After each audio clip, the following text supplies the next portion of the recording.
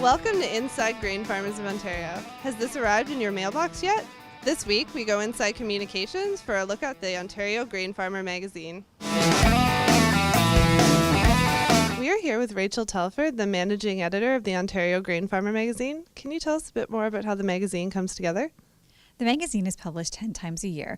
Right now, we're just coming off of a double issue period, so we're getting back into monthly publication schedule. We work quite far ahead, so while you'll just be receiving your August issue in the magazine, we're already working on September and even planning October. To do that, I work with a team of freelancers, a production coordinator, and our advertising sales representative. And what we do is we try and ensure that we're covering the issues that are most important to our farmer members in terms of what are some of the key issues, the production and agronomic information that they need in order to make the best of their farms here in Ontario.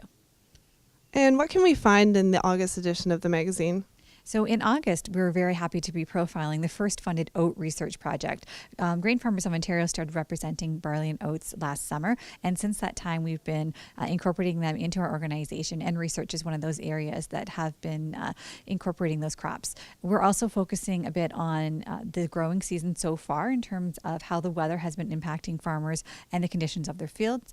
And with this being the first year that farmers have planted without the full use of neonicotinoid treated corn and soybean seeds, we're also highlighting our #GrainBugs Twitter campaign to learn about what some of the damage and impacts of those restrictions have been, as well as the BDO audit process that we're currently underway in terms of assessing the impact of those regulations on our farmers. So all that plus a lot more can be found in our August magazine.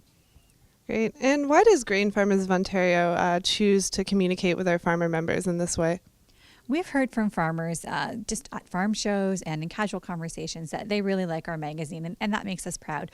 But we got some hard, fast numbers on that when we did a membership survey last fall. The results of that showed that the vast majority of farmers see the magazine as their preferred method of communication. And in fact, more than 60% of them say that they read every single issue, and another 30% said that they read it quite regularly. So we're quite pleased to know that the majority of our farm members like our publication and that they do want to receive information from Grain Farmers of Ontario through the magazine.